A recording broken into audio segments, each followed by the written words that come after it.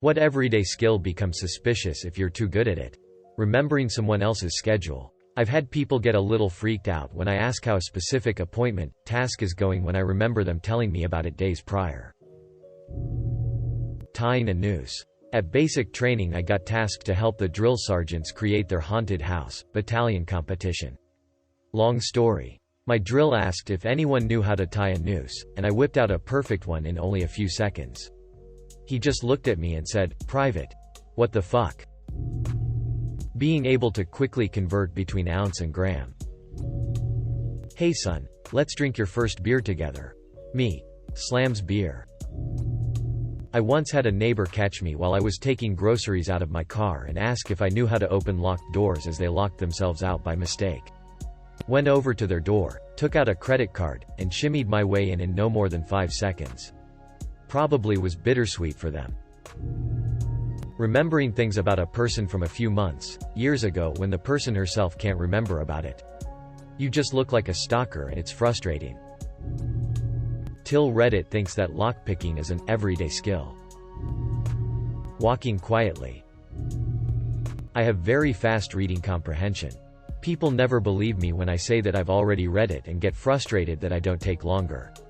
I can't do simple math, but I read like lightning. I'm also very good with card handling, so everyone suspects that I cheat at poker. I encourage that because it keeps their eyes on my hands and not on my face.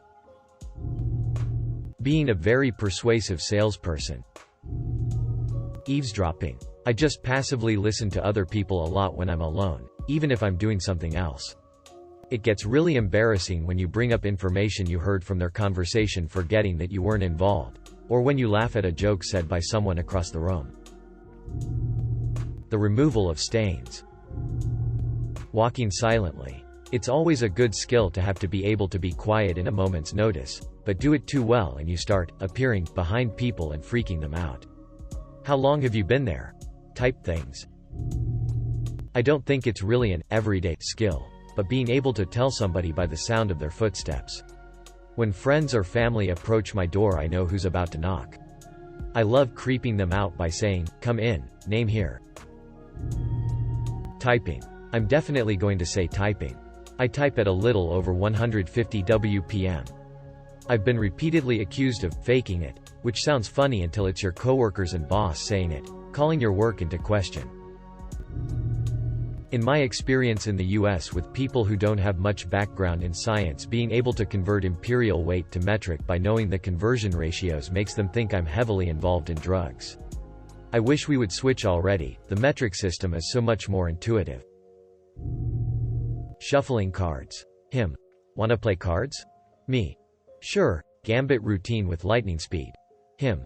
Not for money, right? Genuine kindness. My father was such a good soul, and people were suspicious about his kindness sometimes. Not tying. Being calm. People accuse you of being cold if you are not as agitated as they are. Picking up on small details and remembering them for months. My friends are always like, "How did you possibly remember that?" Knife sharpening. Unless you're a chef. Lying. Smiling. Anything borderline fancy with twirling knives. I carry and use my pocket knives quite often and have picked up ways to easily handle them. People either assume that I'm full weeb or a serial killer.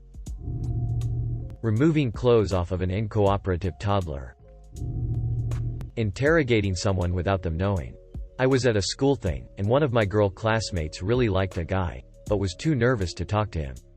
She asked me to figure out some of his info, and I ended up getting first name, last name, school, hobbies, and grade level. She was happy, but more than a little creeped out about how casually I did it. Whistling. I can whistle the Android text tone and it freaks people out. Running in high heels. So by an incidental combination of being a gearhead and at one time a tow truck driver, I am a little more observant when it comes to cars than most. I also have a knack for numbers and memorize things unintentionally. I've stopped mentioning to people that I saw their car somewhere or other, the movies for example. It's awkward explaining that I know your plate and can spot your P.O.S. Sentra from across the parking lot. Due to my job, property management, and me being a flake, used to lose, forget my keys a lot, I've gotten really good at quickly breaking into houses and apartments. I look at license plates.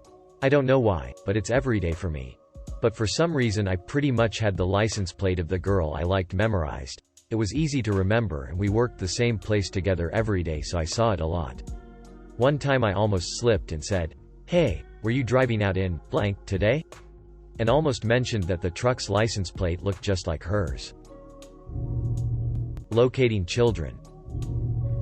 I used to be a dispatcher for home hearing fuel in Juneau, Alaska, and when I meet people I'd say, "Oh, you live such and such street."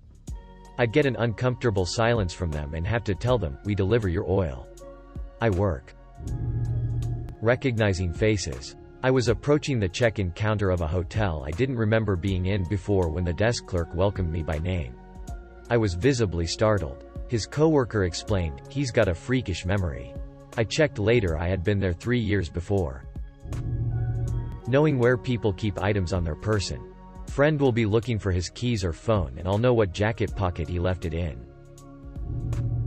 Not me, but someone I know once mentioned to me back in their high school days, they were suspected of being a snitch because they would always be inclined to leave right before the bust happened. It wasn't that the guy was a snitch. He'd say that sometimes he just got a feeling, or he knew when a party was just dead. Some sort of sixth sense for this. Every time he got around to leaving, his buddies would usually follow suit, since they were usually the ones dealing anyways. Sex. If you're too good, people will assume you've had a lot of it and are, therefore, a slut.